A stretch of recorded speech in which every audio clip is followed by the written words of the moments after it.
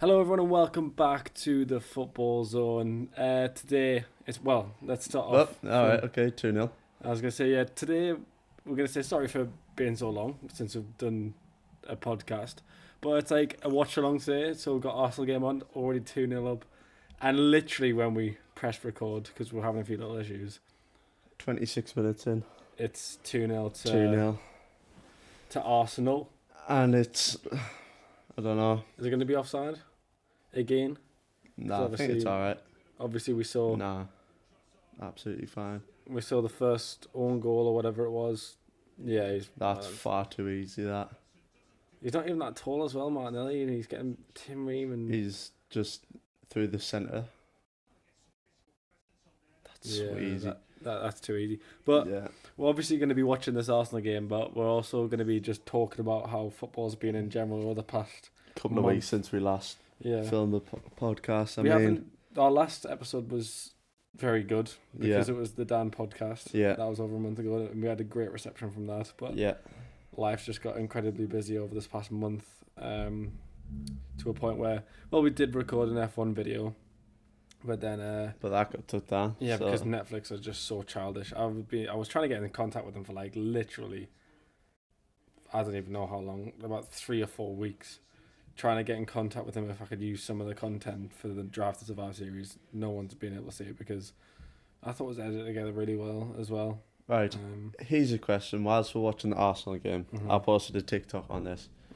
Few mixed opinions on it. So, if one out of these players that I'm going to list could join the Arsenal team right now, who would you pick? A prime, this is all primes. Ozil, Sanchez, Wilshere, Fabregas. There's those 4. I think there was 2 more. I think one of them was Petr Cech, wasn't it? Petr Cech, and then there was another one. I know, but Petr Cech never was at his prime when he was at Arsenal, though. He wasn't. So you can't out of those players, who are you putting into this current Arsenal team? I mean, because I feel like I had my opinion on it. I know what you've answered. And I understand why you've put it that way, right? I understand why you think he's a good fit, but I think you've already got a person that does that exact same role, and he's heavily influential in the team right now, and Martin Odegaard. I wasn't replacing Odegaard. I know you're replacing Xhaka, but then you lose that you lose that real, like. Nah, if you're talking prime Fabregas, he did everything in the midfield. Yeah, but you know what? Right? I'm not saying that Xhaka is better than Fabregas, but for what this team is right now, they need someone like Xhaka, and they can't replace. Like, I'm being serious. Who would you have, though, out of that list of players? List them again. I wouldn't have Ozil because Alexis Sanchez, Ozil, Wilshere, Fabregas, Cech, and there's one more that I can't for life for me remember. I would have Alexis Sanchez. And take out who? I mean, you can have him across any of the front 3. I mean, but who are you taking out though? Who does Sanchez come directly in for? I would say Martinelli. You take Martinelli out and put Sanchez in. Yeah, left wing. Because Sanchez in his prime, he nearly got reached like 20 goals and 20 assists, something like that in the season, didn't he? Something like that, but I'm not saying he did, but I'm saying nearly did. My thing on Sanchez was, I think he was unreal in his prime. He was unreal at Arsenal. I think the only reason why Arsenal was like competing at a Champions League level or in the top 4 was because of Ozil and Sanchez. That's it. But that's my case on not taking Sanchez, because it was out of Fabregas and Sanchez. Like, I argued the case for all of them, because Jack Wilshere. I don't think Jack Wilshere showed him enough in a prime. But Jack Wilshere never had a prime. I know he had all the potential in the world, but you can say that about a lot of footballers. He never had a prime. So you could never say like this is what you missed out on. Benrahma scored for West Ham. This is a pretty cool watch along. I should have went and got my iPad, because then I would have been able to get all the scores up. Yeah, I mean, so Sanchez, I think the reason why Sanchez was so good at Arsenal was because of Ozil, and I think the reason why Ozil was decent at Arsenal was because of Sanchez, because at that time Arsenal were lacking world-class players. and Yeah. world class players thrive off of other world class players. Yeah, I Like, agree. that's the bottom of the barrel. So See, when those two played together, they were the only two world class players at Arsenal at that time, really. uh-huh. So when they linked up, unreal. Yeah, so on that point there, you've got Ødegaard, who I'd say, if he's consistent for 3 or 4 seasons, you can then class him as world class. I'd say right now, if he was, He's got the potential to be. oh yeah, but like let's just say Ødegaard's been performing like this for 4 years. His sort of ability right now and the way he's playing right now would be classed as world class, right? So you've got him, Ødegaard, Yeah. and then you'd have Alexis Sanchez, another world class player. So you wouldn't take Özil because you've already got someone like sorry, you wouldn't take Özil because you've got Ødegaard. someone like Ødegaard. Sorry, couldn't get my words out there. But that was my case for not taking Özil, was And then- because Özil, I said this in another TikTok a couple of weeks ago, was Özil failed to adapt to the modern game of a number 10. Mm-hmm. Like, the number 10s of Özil don't exist anymore. Mm-hmm. The modern number 10 is Odegaard, De Bruyne, Bernardo Silva when he plays in field. Like, David Silva adapted to the modern number 10 for Yeah. about 2 seasons. Yeah. But obviously he was aging. But Silva adapted to it, even though he was aging. Özil was aging, but never adapted, never changed. It's because, if I'm being honest, there's that Spanish mindset. I think that really helped David Silva adapting to an 8 because when he had to play at a World Cup level, Spain either played with a false 9, and they always played 3 midfield and never had a number 10. I mean, So he would always have to adapt, and he was always pressing. The Spanish players, they played that tiki taka high press, exactly Spain, how yeah. Pep Guardiola won. So when they went, look, we're not playing with 10 anymore. You're either going 8 or you're not playing at all. He Yeah. adapted in the 8 because he's had that experience in that role before and has that sort of bloodline, let's say, I mean, in Spanish football. to be fair, it's a very good point though, because Spain at their peak never played with more than one forward. Exactly. Remember, because it would be Fabregas as a false 9, Iniesta playing from the left, Silva and Xabi Alonso and Iniesta, Xavi, Busquets, whoever it was in midfield. Then you would have David Villa or Pedro. The last Spanish As striker your I can forward. think of before Morata was Diego Costa, but he changed from Brazilian to Spanish. I mean, your last proper one, you're looking David Villa, Torres. Well, Torres, but Times. I'm saying like last one before Morata, since Morata. And I mean Morata, yeah, he is a poacher. They don't breed strikers, Spain. It's because they're just so technical with the ball and they're not fast players. They're fast in terms of the mindset and pressing, but like when it comes to like getting in behind and being clinical, that's not their game. They would prefer to pass the ball into the net and have that easy tap in. I mean, That's how they play. yeah. That's how they've always played. I mean, you just think of all the great midfielders Spain's had. It's just unreal. The thing is though, they had a period through time where they had like hellish strikers. They had Butragueño, or you had Morales, you had the striker for Real Madrid, who held the record for a very long time. He was Spanish. I can't remember his name now. I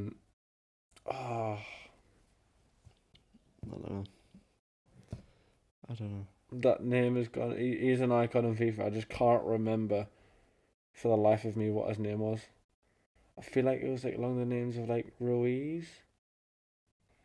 I don't know. But on the point of Odegaard and potentially being... He was there. That was unreal. Oh my What's god, he done what's he there? doing there? Why didn't he just hit that Xhaka? He was off, like, whoever this second player here was offside. Trossard. He was offside. He's a just good goes signing into for it. them, by the way. No, actually wasn't as well, because he dummied it. What's What he is he done there? doing? Bit of a stopgap. Oh, what's he doing there? That's poor. But on the point of Odegaard potentially being world class in the future, how many actual world class footballers are currently in the Premier League? So you got De Bruyne. That's If you go through team by we'll do team by team.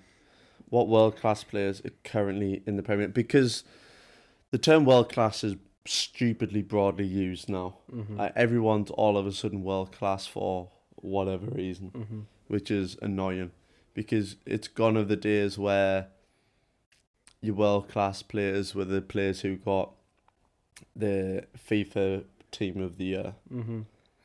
Like, And that's there was gone only now. like a few people. Like, But- Arsenal fans will tell you that Gabriel Martinelli is world class No, he's not. when he's not. You He's know a what I mean? good player. Yeah. And you can see he's got the potential to get there, but yeah. if you're talking currently, he's not.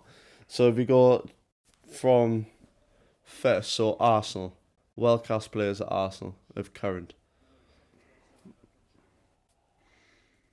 I would say that Ødegaard is their best player. I wouldn't say he's currently operating at a level where if he, like I said before, if he consistently done this for a few years, he would be a world class player. So he's their best bet. Other than that, Thomas Partey, he's a player that they really can't play without. Yeah. So But that's a system that's a system error. So that's a systematic error for them because if they can't play without that one person, that means their whole team functions off this one player. yeah. Like that man there, Saka, is he Yeah. world class right now? like I've just said with he. Shoot. Oh Should wow! well. Arsenal have missed two incredible chances there. So, but then again, though, what defines as world class? Because in my head, I'm thinking world class is a player who would sign for Real Madrid, a Barcelona, a team like that. See, the thing is though, right now That's. Barcelona would take anybody from But- the Arsenal squad. But I'm saying from like us growing up, that's what you the would Galacticos. say is world class. Yeah. Is all the players would see a team in the Premier League as a stepping stone to Barcelona or Real Madrid. Yeah, but I think the times has now changed to the point where the 100%. Premier League is now the dominant league. Yeah. And I mean we haven't discussed this on the podcast before, but it's like the point's being made where now it's the turn of the Premier League to have all this money and to be the lucrative league. Serie A had it when AC Milan were at the top of the game and alongside AC in, Milan, in Inter Roma. Milan. They were at the top of world football. They had unreal players, and then it was the La Liga who was signing all the incredible players. I mean, they were always in the background of that, but like That's a good stat. Since October 2019, when Arsenal went 2 goals ahead, they had never they drew never or lost. drew or lost. They won 47 out of 47. Wow. Anyway, It's good. But yeah, so then La Liga then became that league where everyone wants to be. I mean, La Liga's always been a league where, I mean, not La Liga itself, but as in Barcelona, Real Madrid, and Atletico Madrid kind of is the third team. But they were always the team that wanted the big players, and now it's the turn of the Premier League. I think it still could have that turn because the guys who you see playing in the Premier League now idolised their players growing up who would play for Barcelona or Real Madrid. So their dreams coming up as a kid would be But a lot of these for kids one are of now, those. a lot of these world class kids are, well, we say kids that our age, to be fair. Yeah, Um, 20 between 20 and 25. They're playing it at some of the teams that they wanted to, I mean, they've grew up through the entire system. Not a lot. Yeah. Saka, I don't think would want to leave Arsenal. No, I mean, unless he'd won everything and wanted a new challenge potentially. Not, I just don't think he would move to another team in England. I think that's what Arteta's done so well at Arsenal, though, is he's created a young side, which I've said so many times before, is to give like the youth a chance. Because Let's get back on the topic of world then class they owe players. you something, don't they? Let's get back on the top of world class players. All right, So Arsenal. Arsenal, Any world class players currently? I'd say of current no, of potential, I'd say one, which is Ødegaard. Saka. Well, I'd say potential as well for him, as in like genuine potential to be consistent at a high level. There's two players there. I would say yes. Okay, so as of current, there's No world class the- players, but two potential the players. team that's top of the league in the Premier League don't have a world class player. City, second. Any world class players? De Bruyne, So Haaland, 1, 2.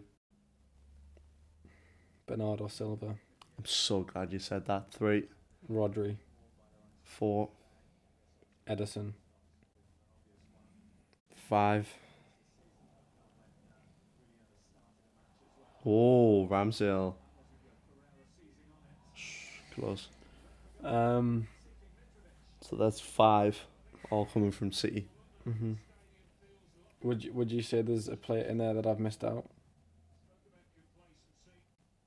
I mean, when we talk potential of Phil Foden, but Yeah, not I mean, yeah, there's a current. potential. Yeah, I mean, he has been Um, operating at a pretty high level for a few years, but I'd say like there's still a level that he needs There's to still a get level to. of growth, and it's Yeah. called playing him in his actual position. Yeah, That's his level of growth. I think he needs more playing time in his position because he played against Crystal Palace the other day. He played in the centre, I believe. I think Edison for me is a debatable one. I'll give it, but because of he's been there and he's won just about everything bar in the Champions League for, what's he been there, like 5 years now? 4 or 5 years, yeah, I'd say. Yeah. So we've got 5. If you're talking about defensive wise, I'd say Laporte is very close. Ruben Diaz is an incredible defender. Like, but as I in, wouldn't like, say Ruben Diaz is currently world class because he hasn't really had a run of games since last season because of Yeah. injuries. yeah. Um, But when let's be honest. Laporte for me is better than Ruben Diaz. In my opinion, Laporte's a better defender than Ruben Diaz. No, I'd rephrase that. I'd say Ruben Diaz is a better defender, as in defensively. Ruben Diaz Okay. is a lot better than Okay. Laporte, because I think that's his. I don't think he plays thinking about going for it. He's a player that's very proud of a. Carlos Puyol. Yeah, he is. His one job, his sole job, is to not concede. Yeah. Whereas Laporte is always. I think he's more forward thinking than Ruben Diaz. I think he's a better passer of the ball. He's better creatively. He's better technical. Yeah, So- and he cannot. I mean, obviously Ruben Diaz can score a goal in terms of a header because anyone realistically can score a header. But I think he's more of a threat in the box when going forward as well. Yeah. So there's 5 from City, yeah? I'd say De 5. Bruyne, Haaland, Bernardo Silva, Rodri, Rodri and Edison, yeah? I'd say those 5. Yeah. So there's 5 world-class players at Yeah. City. Man U. Casemiro, very easy. Yeah. I mean, Marcus. Marcus Rashford on current form is performing at a world-class level. Yeah. But is Marcus That's Rashford the a same- world-class player? It's the same sort of. I mean, he's operating at a higher level than Oh. Saka is, and he's very pivotal for the. Oh wow! What a Should score. save! Should score. Good touch. Great effort! A great cross as well there. Across Yeah, it the was. back post to Martinelli, and Martinelli Counter. tried to hit it back across goal, and then Leno saved, and then Fulham went back onto the counter attack. But Ramsdale almost got caught out there as well. Sticky. But yeah, so Casemiro's obviously the easy one. So there's 6 world-class players in the Premier League. Right. Okay. I so I far. know neither of us genuinely like this person, but we've got to appreciate his numbers and what he's done for Manchester United and Bruno Fernandes.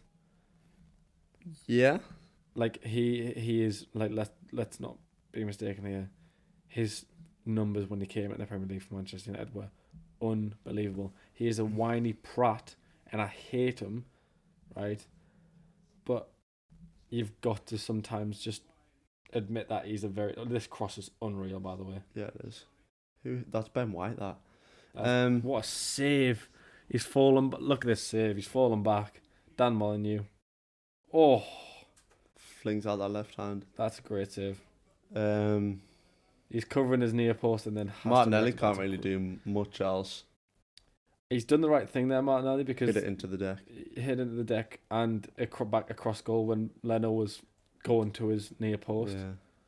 But Okay. so Bruno, He's been doing it for is he 3 years. is he world class though? I think he is. I think he is. I know you don't like the fact that, No, I don't like him, but I'm also like, mate. Like, does he do enough for His me? numbers are unreal. His pressing. If you're is talking unreal. about- he's a great player. If He you, is if you a look great at big player. games as well, does Bruno Fernandes do enough? I mean, you can't therefore give Mo Salah a world class status because he doesn't appear in any small games, against Bournemouth yesterday. He was as effective as I would have been on that right hand side, and I'm just being honest. He missed a penalty. Let's be honest, penalties are the easiest thing in football, right? You are trying for 90 minutes to get in a position that you are taking a penalty kick, right? You're trying to get in that box as much as you possibly can without anybody in front of you. The penalty kick is therefore technically the easiest thing. Should score. Wow. 3-0. Wow. That's class. So there's Odegaard scoring. There's people Class. leaving. 3-0. Half time. Oh, well, to be fair, it's half time. They're not leaving. It's just wow.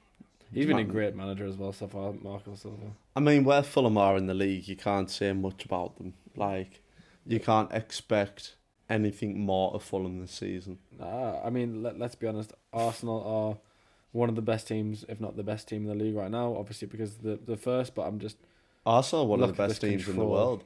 And do you know what's even better about this performance right now from Arsenal is they played in the Europa League on Thursday my God, look night. at the stands above there. No one's there. I think they're renovating Craven Cottage, aren't they? Oh, wait. Oh, yeah, they're renovating Craven Cottage, I swear. But they played Thursday night in the Europa League. 2-2. And you always think that teams will struggle going into the Premier League game at the weekend after playing on a Thursday night. It's notorious for it, but 3-0 at half time in a London derby away. They are operating at an excellent level. Yeah. But yeah, Man U, world class players, okay. Casemiro. Are we going Bruno? You've got to give it to him, mate. Okay. You've got to give it to him. So there's 7 world class players. Varane? See, with Varane, I think he's a player that relies on the other centre half a lot. Yes, he was excellent at Real Madrid, but who did he have as his defensive partner? Sergio Ramos, possibly one of the greatest centre backs of all time. Yeah, like you've sometimes got to look at it. It is what it is. Yeah. So there's 7. Anyone else we're missing from Man U who would be classed as world class? Is absolutely not. There's nobody else in that Man U side that you could debate. Like Rashford currently performing at a world class level, but is he? That for 2 more years. But is he world class? Not yet. You've got to remember Marcus Rashford was performing like this maybe 2 years ago, then dipped off, and then became a politician, then came back. I mean, we've talked about this before. That's probably one of the defining factors of why he wasn't performing very well, because he was just off field stuff. Yeah, he was prioritising stuff off the field instead of on the field. But yeah, so Marcus Rashford for me, if he can't perform like this for another 2 seasons, yes. Again, same with Saka, who's currently on the TV now. Yeah. Next up, Spurs. Harry Kane. That's it for me. Harry Kane. You've got not Son. No. I think no. There's no one else in that team that is. Son is like world class. I don't know. Son is he inconsistent because of the players around him, or is he just an inconsistent player? I think he's an inconsistent player. I think he's a player that has moments. Feeds off the moments and is able to. I mean, he scored against like someone that was in League 1 or 2 in the. Also, we're looking at Carabao Spurs. Cup celebrated as if it was the World Cup final, man. Like, and the pundits were saying he's back, and I was just thinking. Yeah, there's nobody. There's nobody else at Spurs who is anywhere. I mean, there's nobody at Spurs who was performing at a level that is close to being world class. I think the only other player that I really do like from Spurs is Bentancur in midfield. But he's not performing at a world class level. Yeah, he's just not. Yeah, I know, but I'm just saying that I like him, but nowhere near that level. I was going to mention his name in saying like he's a great player, but I just don't think he'll ever be able to operate at that level. At Spurs. Yeah, at Spurs, sorry. Especially at Spurs. So Harry Kane, so there's 8 world class players in the Prem. Liverpool.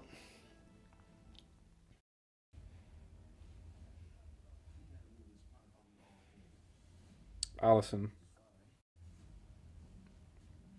He's had a bit of a patchy season this season, but Alisson. The thing is, you could say Alisson's had a patchy season, but Alisson has never faced the amount of shots as any other season at Liverpool as he has this season. On current form, I don't think you can give any of the Liverpool players a world-class status. Like, I'm saying Alisson, Robertson. Robertson's world-class.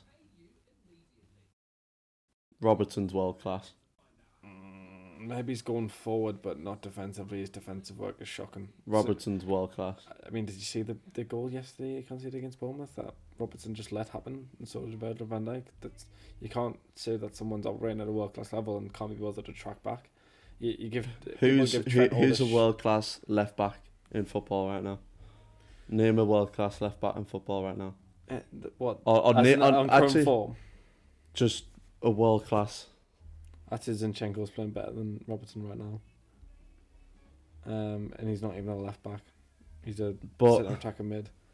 I never see Zinchenko playing at left back as you would think a left back should be. Well, yeah, when going forward, you talk about Robertson getting forward and not potentially doing defensive duties, which I think Robertson does do his defensive duties, but Zinchenko, when do you see Zinchenko doing loads of defensive duties? When they are defending? Barely. Because he gets in a defensive shape. What about the goal that they conceded in the first minute against Bournemouth last week, that game, because of Zinchenko being out of position in the first minute? There you go. But So you can't give Andy Robertson that world-class stage. You just can't. Yeah, he might get some numbers going forward now and again, but Liverpool haven't got many numbers this season at all. Salah's still world class. Wow, that's a statement and a half. That, like, Jesus Christ. I would still call. Yeah, but you're saying about Miggy Armand's had a better season than Mo Salah. No, he hasn't. Yes, he has. No, he hasn't. Yes, he has. No, he hasn't. Yes, he has. No, he hasn't. Yes, he has. Almiron has not had a better season. Yes, he has. He He's got more goals in the Premier League than Mo Salah. Salah's got more goals and assists in the Premier League this season than Marcus Rashford does. No, we never said Marcus Rashford's a world-class player. Yeah, but you mentioned that if Rashford does this over a couple of seasons, then you'll say that he's a world-class player. Same with Odegaard. So if you retract back from the amount of seasons Salah's been at the top level what I'm saying is, what we're defining is now, right, is if you've been performing at a high level for the past 2 or 3 seasons and still are currently performing at that high level, which Salah isn't. But Salah's still putting up numbers, though. No, he's not. He's still putting up numbers, though. He only puts up numbers in games where he'll score 2 or 3 goals, and then you won't see him for about 9 or 10 games, and then he'll score 2 or 3 goals. And that is what carries Salah. And if you look at his entire season, every single season that he's ever played, he doesn't have games where he scores 3 games in a row or 5 games in a row. Like, he just doesn't. He just doesn't. He doesn't.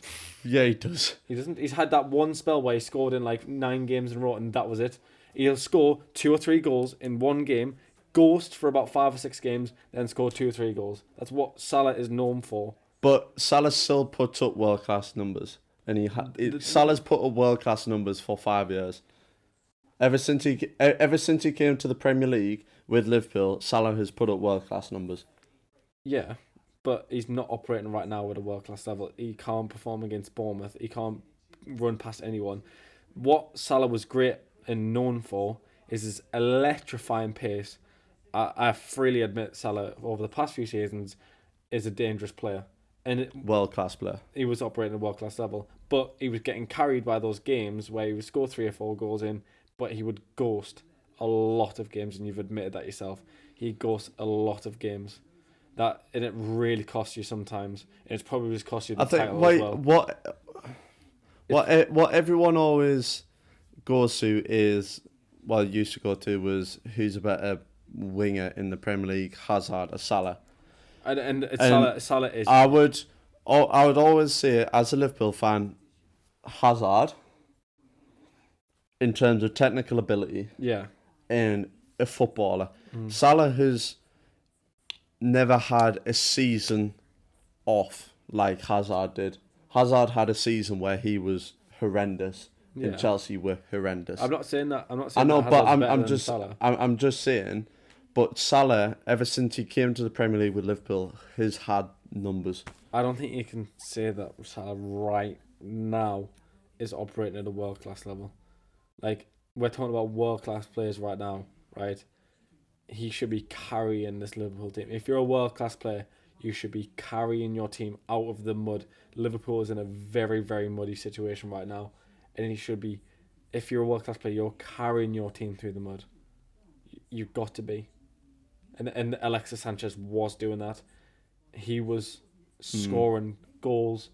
It wasn't 3 or 4 goals and then goals every other game. It was goal after goal. You get the assist, you get the goal, you'd get an assist, you get a goal, you'd get an assist, and you'd win games or in the pivotal moment or the reason why they're getting points. Salah is a player that'll score a goal when Liverpool are already 2-0 up. Alright, so Liverpool wise, Alisson, for me Robertson, because Okay, I'll give you that one. I can't think right now. I wouldn't say anyone in the Liverpool team right now was a world class player. Barring Alisson. But okay, I'll say barring Alisson. I still think Alisson's top 30 goalkeepers in the world right now. Ter Stegen's number 1. Nick Pope will be number 2 then. Without a shadow of a doubt. Just gonna fly past it. Who else is operating better? But I can't think of a left back in the world right now that's clear of Robertson. I can't think of a left back right now that's clear of Robertson. The only one that would spring to mind would be Alphonso Davies. That's it. I'd say he's better than Robertson. Because if Alphonso Davies is out of position, he has got I'll give you that. Much pace to recover. Alphonso Davies is currently better than Robertson, but Alphonso Davies hasn't. But we're talking about the Premier League. I'd love to see Alphonso Davies in the Premier League, to be fair.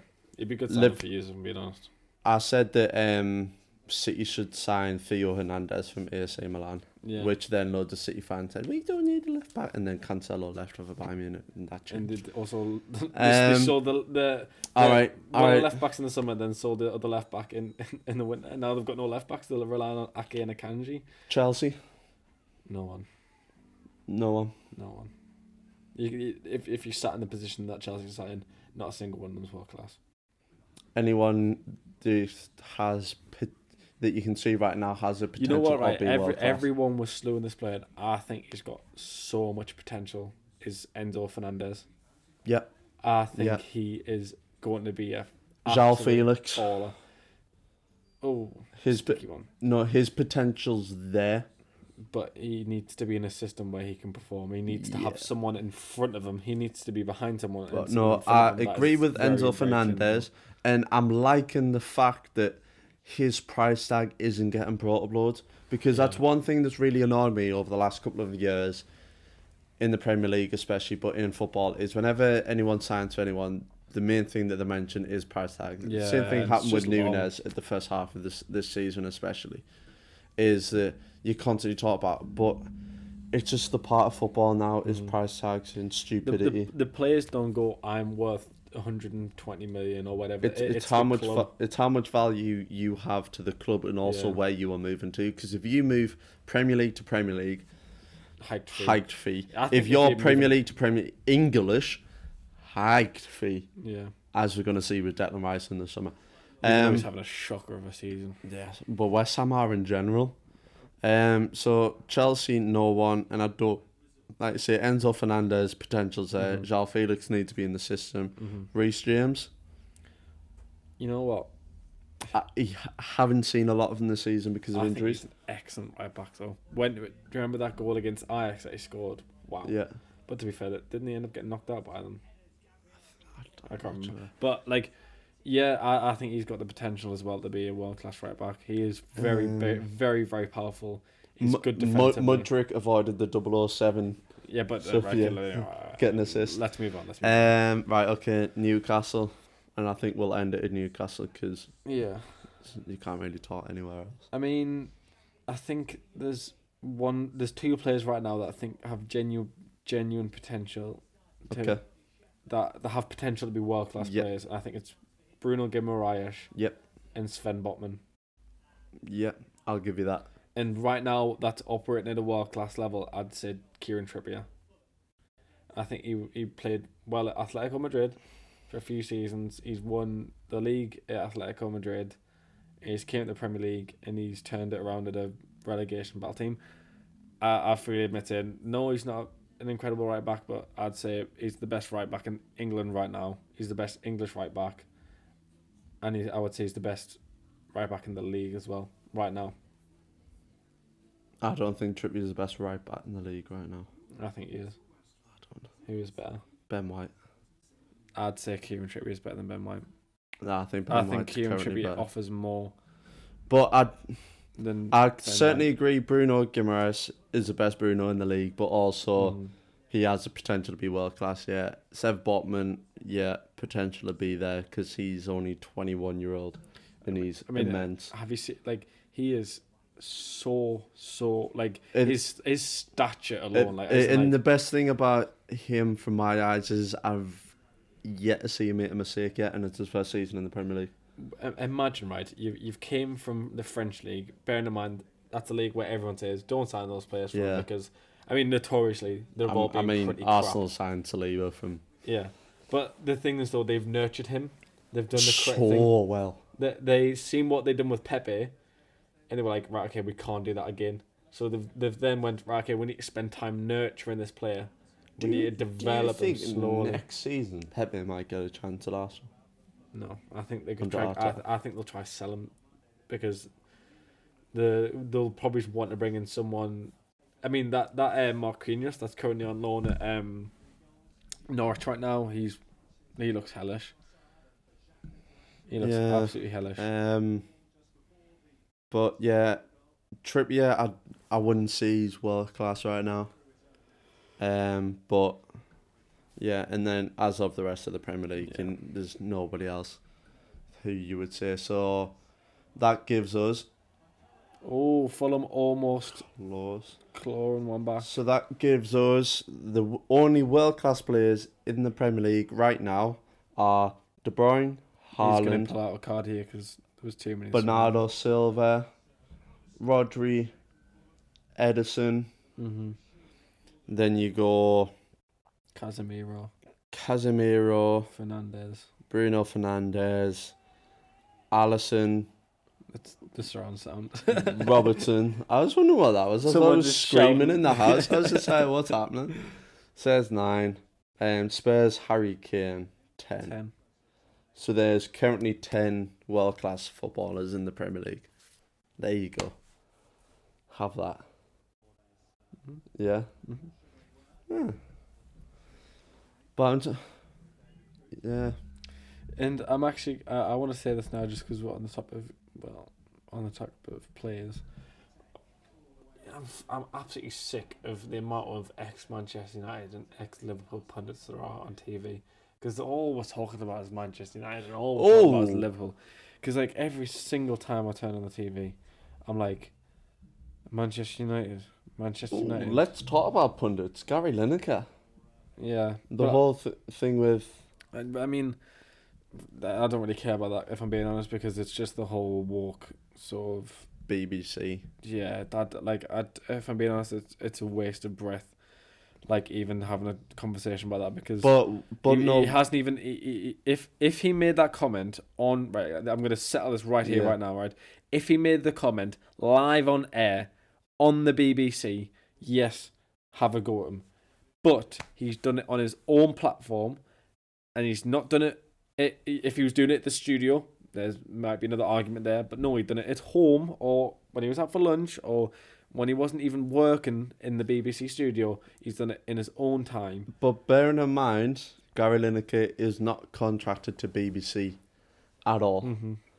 He is there to host Match of the Day and do sports-related things for the BBC. They do not have any rights over what he says on his own personal Twitter account. They don't have any rights what he says when he goes to do the commentary or punditry or whatever on BT Sport. They don't. Like you say, if he said anything like that on air, then that's fine. But what I do like about this situation is how people are sticking by him. Yeah. So last night, Match of the Day only ran for 20 minutes. They had to cancel Football Focus and the final score and all that sort of stuff. That's really good to see everybody sticking by him. Mm-hmm.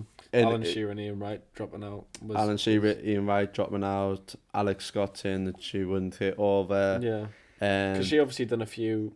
But even like, it goes out of the way of football. Like Jeremy Clarkson commented, like, good on you. Obviously, he's had things with the BBC before. Yeah. So, yeah, it was an interesting one. But do you see when Gary Lineker was leaving his home, obviously all the paparazzi were around his house. I don't regret. And that asked him, like, do you regret what you said? He was just like, No. No. Which is fair enough. He said what he wanted to say, and it's good that he's not going back on what he said. He's also said it on a platform where it's his own personal space. Yeah, but it's also a platform that recently has came out and said this platform is completely about free speech. Yeah. Like it's a free speech platform. Yeah. And it is what it is. But like I was saying before, I'm sick of hearing about Manchester United and Liverpool. I'm sick of every single time I turn on the TV, right? I swear to God, if when this Liverpool Wolves game comes on, right, all we're gonna hear Newcastle Wolves. Yeah, that's the one. Because that's where Liverpool Wolves has played about 50 times this season as well. We have. Yeah. But that's why it's in my mind. But I swear, when this Newcastle Wolves game comes on the screen, I always said Newcastle Liverpool game comes on the screen, right? I guarantee they're going to be talking about Manchester United. They won't be talking about the Newcastle game. Yeah. They start talking about how Manchester United had a great season and how they've got a game coming up and how they've played well in midweek against Betis. They'll start talking about that. They won't talk about the Newcastle game. Because that's all they talk. That's all they're there to talk about. They'll then go, comparing it to Manchester United season. Hold on a second, like shut up. Manchester United have had billions and billions and billions of pounds worth of investment over tens of seasons, and have always had a high influx of cash. We've had absolute bottle for the past, I'd say past 20, 30 years. Well, actually not that. Since the Keegan era, they've had absolutely no hope at all. Apart from when what's his face Alan Pardew came in for a bit. And that was about it. Oh, but not when Alan Shearer came in. No, because he was a great manager. We all freely admit Alan Shearer is not a great manager. Yeah, that's not his space. That's one thing is. And I mean, he admits that as well. Yeah, I mean, I've been slowly slipping down the sofa the entire time, and then I ended up. You've been slipping down, and your hoodie's been crawling the way up as well. See me snail trail just popping out. No, but that's the thing is, like, we had the conversation with when we had referee on the podcast. Jeff. Yeah, when we had Jeff on the podcast, is that you always see former players thinking they can be managers, the coaches. You never ever see a former player go and try and be a referee. I mean, realistically, where's the money at? Yeah, but I think with I think being a former player going into management is more understandable than a former player going to refereeing, because a player doesn't really learn the rules; they just play the sport. And yeah, but what bugs and me? Also, the rules are very old fashioned, so you kind of just know the rules. But what bugs me about players going into management is they think they can just walk into managerial jobs. Yeah. Whereas what Arteta did was went in to be a coach with one of the best managers of all time, learnt his trade for a few years, then stepped into a very, very high pressure job in Arsenal, by the way. But it's also the case of, I said this before on a podcast, is I think John Terry will make a good manager, because oh my God, Odegaard is so good. John Terry has been a coach for the past, I don't know, like 6 years. John Terry's been coaching first team football for. He's never stopped in the management yet. He's just been learning the trade. At Chelsea, at Villa, at somewhere else. Well, these are the smarter minds of football. Like those sort of players. Yeah. Xavi's went to a different league to sort of learn his trade and learn at a lower level at the Qatari league to understand how to control a group of players. You saw the way that his Qatari team started playing football. Yeah, and it's like how to implement your system into a team that Yeah, because you can have you need to learn yeah. every single. It's not just you going in and your team starts playing how you want them to play. It's integrating your system into a team that you haven't managed Trial and before. error. Yeah, You can have the thoughts in your head, but actually putting that into practice mm-hmm. is completely different. So like what Xavi did is going in there, coaching, getting his foot through the door in terms of management, and then all of a sudden he's took the Barcelona job, which Barcelona took a risk on it, but it's a risk. Ooh, that was a shot on target. I did have a shot on target. It's a risk that Barcelona's taken before as managers. Mm-hmm. Pep Guardiola, where did Pep Guardiola come from? Barcelona B. Mm-hmm. Yeah. He was Barcelona B team manager. So, is that class as a shot on target? I mean, if someone's betting, someone will be screaming that does class as a shot on target. Oh my god. But yeah, I think Arsenal win the league. Wrapped. There's to lose now. I mean, Arsenal still up. There's also an Arsenal City game still left in this season, by the way, in the Premier League. Yeah. But what I said before the European football started again is the way that I feel that Arsenal will lose the league and drop points is by playing Thursday, Sundays, and this. They played Thursday. And let's be honest, right? Fulham aren't a show over team as well. No. The high flying for who they are, and they're away. Arsenal are away. And it's a London derby, which comes with. Yeah. I mean, there's about 500 of them a season, but it is still a London derby. Still a lot to play for. So. Anyway, back on that little conversation we're having about Liverpool and Manchester United. Do you feel like there's like too many pundits that are Manchester United players? Yeah.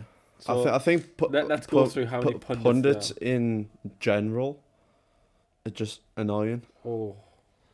Right, okay, let's run through how many pundits are ex-Manchester United players. Before we do that, before this point leaves my head, do you not think it would be nice? Do you know how every team has a team of video analysts within their squad? Yeah. Like they'll have like 5 or 6 or if not more video analysts within the squad that watches the games, that analyses all the data, feeds it back to the players, feeds it back to the coaches and managers. Would it not be nice to see people like that doing punditry and commentary and watching games? Because you get a lot more insights from them than you would from because you just hear the same old stuff week in, week out by pundits, by commentators all the time. And like you never get a decent you never get a decent perspective out of it. Like you know, a couple of weeks ago when Sky trialed that the kids thing, what would be nice to see Sky or someone trial is 2 fans commentating on a match. It would be interesting. The thing is though, they would have to get like, because they'll just swear. They can't do that. They'd have to be contracted, and they'd like if they swear, they get fined and big time. Like there'll be a lot of rules to go into place with it, but something to make it more interesting. But yeah, go on. Commentators, pundits. Who we got? Manchester United players. So we've got Gary Neville, started off nice and easy. Yes, he's quite open, but he is also very, very Manchester United biased. Ferdinand. Yeah, Ferdinand, Roy Keane, Scholes. Michael Owen. Yeah, there is more. I'm trying to think which fits 5. Which fits into 2. Michael Owen fits into the Fulham Man U. Yeah. Little snake. I mean, then there's also Carragher, Souness, who are for Liverpool. So there's Carragher, Souness, Redknapp. Jamie Redknapp. Yeah. Who else do you have? Who do you see on the TV? Michael Richards, but he's City. All of the time. Yeah, Michael Richards, but you can't hate on Michael Richards. He's just fun. He's a breath of fresh air when he came into punditry. Yeah, you got Alan Shearer, Ian Wright. There's one for Newcastle, one for Arsenal, and then you've obviously got Lineker for Leicester. You've got another big. You've got Lineker for Spurs. You don't see any like Fulham pundits. I mean, you got Tim Cahill. I mean, to be fair, when Everton, but like you'll see him once in a blue moon. Like you get like I remember seeing Sidwell on Match of the Day. So like Robbie Savage as well, another Manchester United Robbie player. Savage, yeah. Who else? Yeah, but you do see some people just thrown in there. But that's the only every time you get someone thrown in there, like when you had who was it? That was the French Gilbert. What was his name again? Oh, I know who you want about. The Newcastle French winger. God, the name's got out of my head. But I think sometimes they do try and get one person on. So, like later on, so when Newcastle play Wolves, there'll be one person on the Sky punditry team who will be either from a Wolves or a Newcastle background. Yeah, but they'll only do that for cup games. They'll only do that for cup games, and that's only on the BBC. You'll never see Sky. Sky's done that, I swear. You'll only see it for when it's Liverpool versus Manchester United because the punditry team is Liverpool versus Manchester United. I mean, Harry Redknapp also can represent Tottenham as well because he's from London and he supports Tottenham. I mean, he was a Liverpool player as well. And with him. I mean, you got Harry Redknapp as well. I mean, he's on there. But he's Tottenham or West Ham, whatever he wants to be. But the point that you're making is there's too many high-profile team pundits on there. Yes, there might have been good players, but that doesn't make them good pundits. What? Prime example, Paul Scholes and Rio Ferdinand. They are the most dreary pundits I've ever. I mean, I've already talked about them before, so I don't need to go into it. They are the most dreary pundits I've ever seen in my life. Those kids pundits were better than. I remember. I'm not going to say actually. No.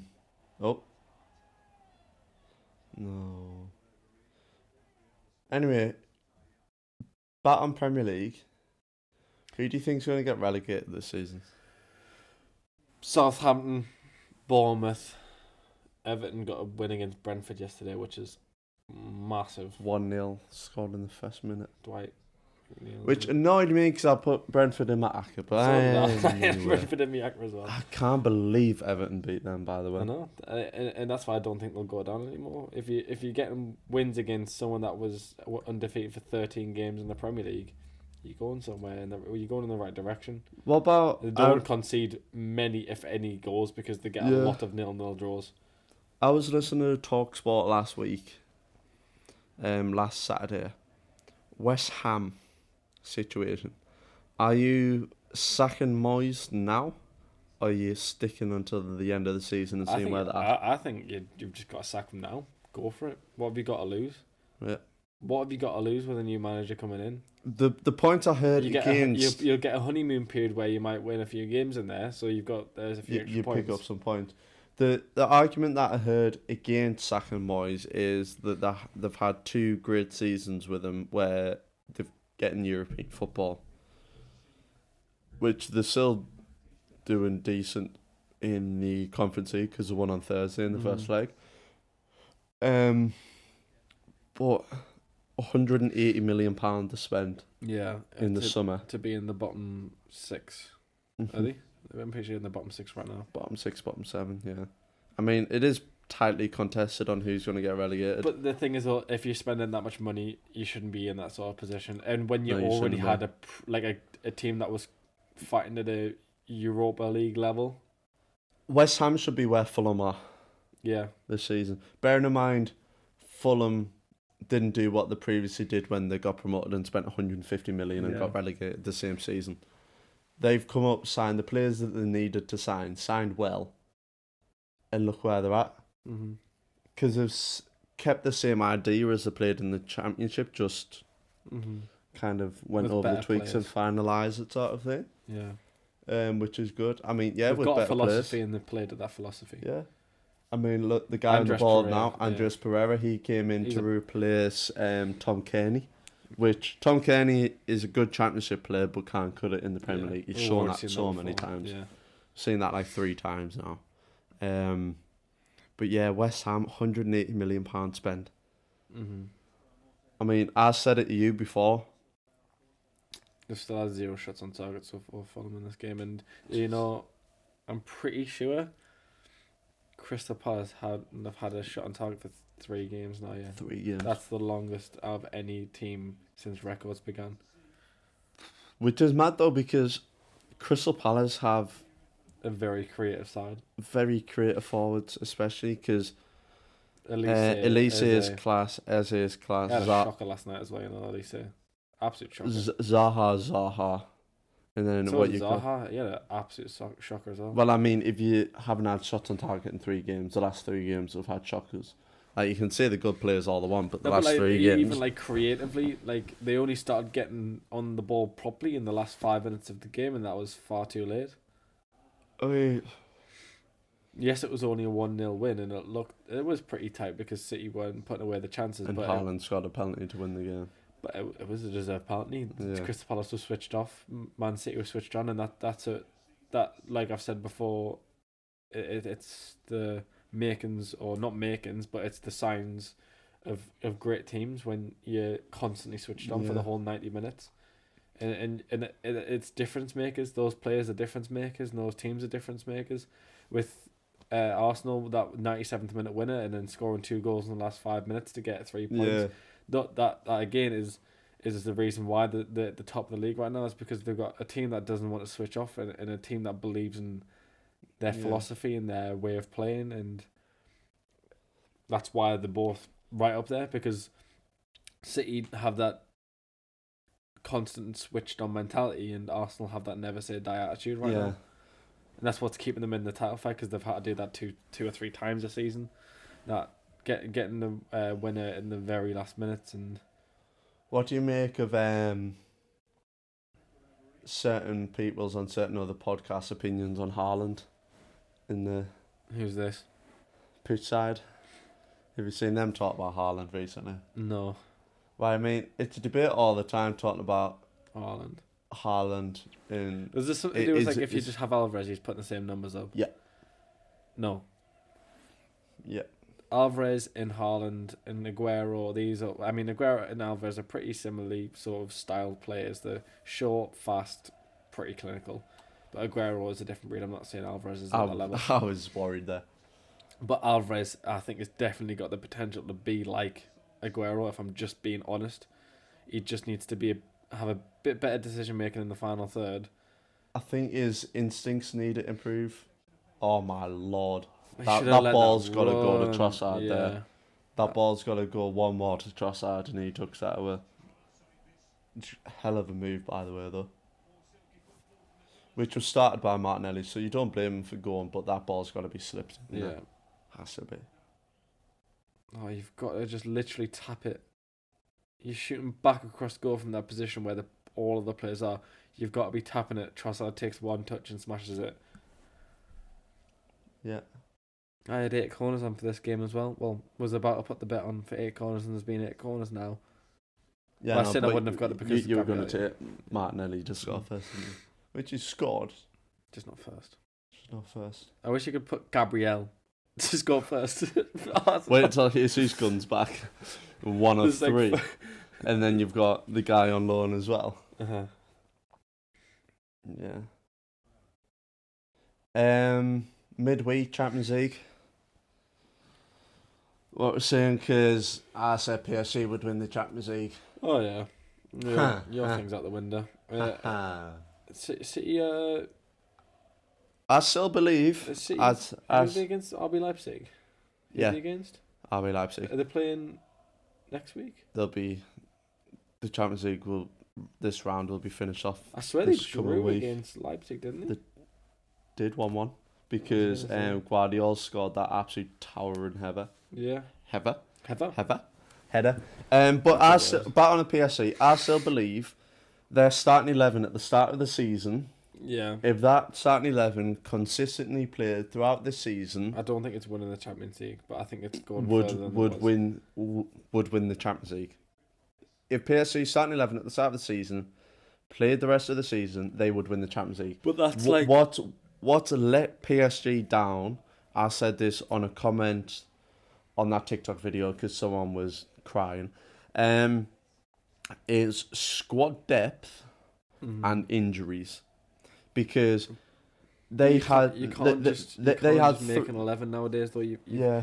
You've got to understand Yeah. that rotation is a thing if you're wanting to compete on all fronts. This is for every single team. Liverpool's been complaining. Jurgen Klopp's been complaining for years and years and crying for years, and this is why I don't really like Jurgen Klopp anymore.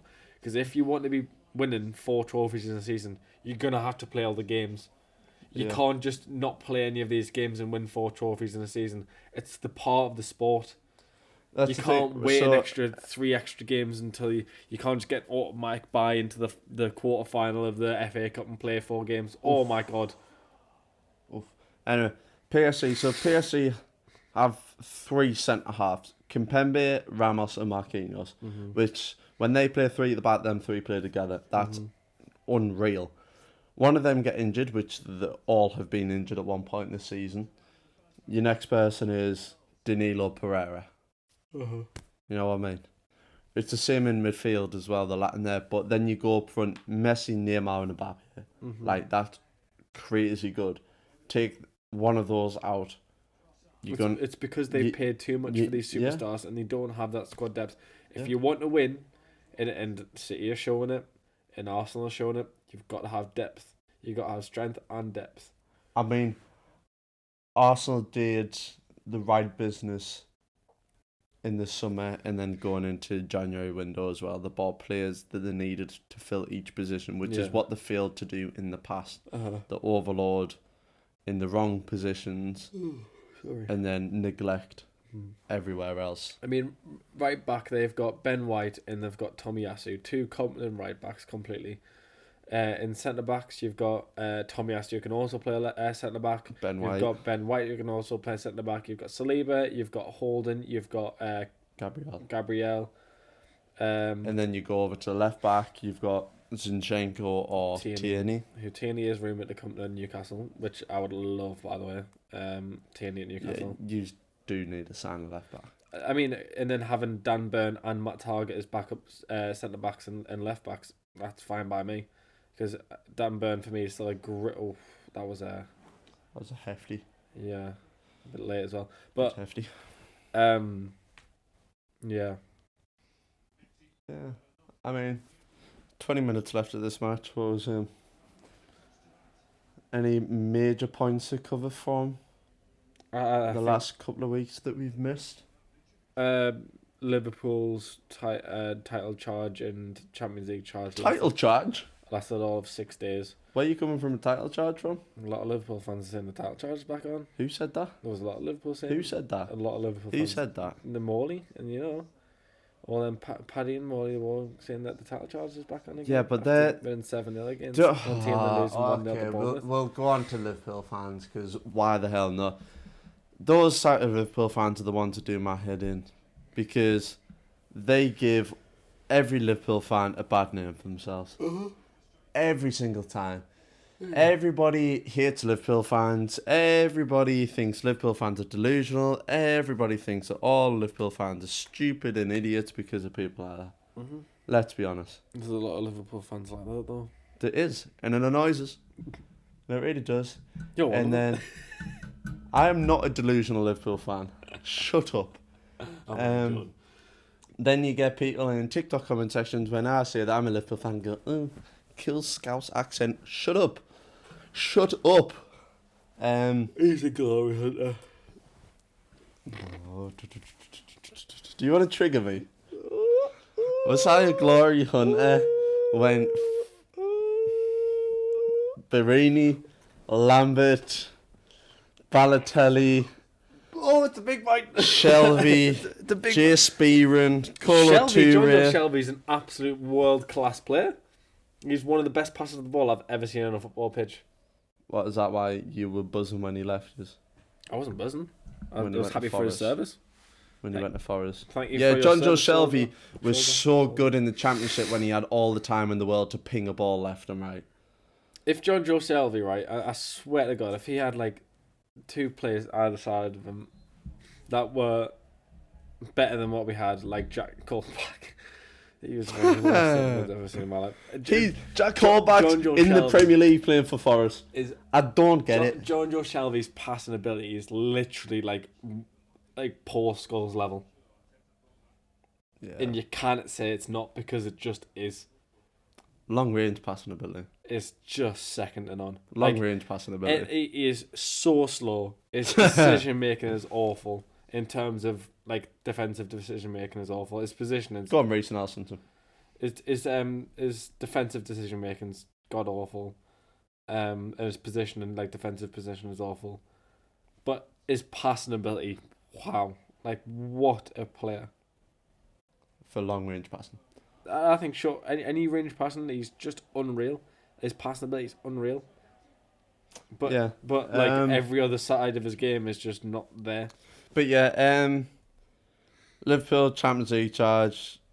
I still believe. You mean Premier League charge? Oh yeah, well, I'm not a part of that, man. Shut up. Right, I'm not a part of this Premier League. I haven't. Shut up. You aren't getting Champions League. I'm not even going to bite on that. No. I'm not biting. Are we sure? The only thing I'm going to say is we've got 2 games in hand. Bruno Fernandes is best Bruno in the league. Are we ready? Can we? You know what? You know what? Don't worry, because I'm going to clip this. Oh, okay. I'm going to clip the little clip from way back when. What, like At the start of this podcast, what, like when we 10 minutes ago, world class players. when I said Bruno Guimaraes is the best Bruno in the league, and you know what he is. I'm getting nice and close to the microphone. Hello, viewers. Oh god, I can see the spike. get off the mic. Yeah, just Liverpool have not been in a title race, so any Liverpool fans that have said that since beating United 7-0, please don't do that. Champions League race is a 3-way hunt. That's for it. 4th spot. That's it. It's a 2-way hunt. Spurs aren't in it because they don't have Benatar anymore. Or whatever his name is. Bentancur. Who are in it then? Liverpool and Newcastle. So there's 7 European places, yeah.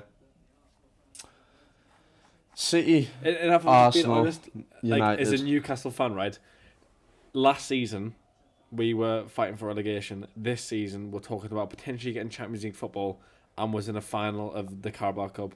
So if we get Europa League, I am not bothered at all. As I said to you at the start of the season, and I've said throughout the season, and I'll say it for the rest of the season, if you guys finish in the top 8, you've had a very, very, very good season. Considering how well Fulham have played this season, how well Brighton have played this season, how well Brentford have played this season, this is the most competitive Premier League season there's ever been in the history of Premier League, I think. This is the most competitive season I've ever seen in football. You say that and then you loop to the relegation zone as well and you see how competitive it is. That's what I'm saying. A West Ham team that spent 180 million who got Europa League or Conference League last season should not be in the bottom 6, but they are. Like, they were in the last season. Season they were in the Europa League. Yeah, same with Everton, same with Wolves. Like, these are the teams that you shouldn't think are competing against relegation, but they are. So it is very competitive. And you watch Wolves play football; they don't play bad football. Yeah. There's a lot of. I don't think any team in this league, barring Southampton and Bournemouth, and there was another team in my head that in Forest that genuinely play good. Like, those 3 teams play. Like, they don't play football. They scrap for results. They don't play good football. I mean, if you take Gibbs White out of Forest and Brennan Johnson, who scored goals for them this season, they're bottom of the league. Yeah. Without those 2 players. Yeah. Well, Chris Wood's an absolutely unbelievable striker and scored against someone for a winner the other day. I don't know who it was, but Chris Wood, what an unbelievable striker he is. I mean, the fact that Keylor Navas plays for Forest gives Victor Valdez at Middlesbrough vibes, Julio Cesar vibes at QPR. How weird that is. Who else? Random goalkeepers who played for. Like, Keylor Navas is an unreal goalkeeper, like one of the best in the world. Like, shot stopper, like not just shot stopper, just like in terms of like just a goalkeeper. Insane. Like, maybe he's not with his feet, he isn't that great. But anything you ask from a goalkeeper. But the thing is, though, Keylor Navas is a great goalkeeper for the system they play, and they don't play out from the back. They are a team that sit very deep. They face a lot of shots, and he's a great shot stopper. So therefore, he is a great goalkeeper for their system, and it's a lot better than Dean Henderson because Dean Henderson's not that bad from playing out the back. He's not incredible at shot stopping. Yeah, but imagine if you put those two together. But anyway, to go finish up on my point is if you guys finish in top 8, you've had an insanely good season, no matter what. Cup final, finish in the top 8, which you're going to finish in the top 6. Mm-hmm. I'd say we'll finish in the top 6. You'll finish in the top 6. Where in the top 6 is yet to be seen. Yeah. Personally, for Liverpool, our next 4 games, Real Madrid, City, Chelsea, Arsenal. Our next 3 Premier League games are City, Chelsea, Arsenal. So yeah, we'll see where we're at after that.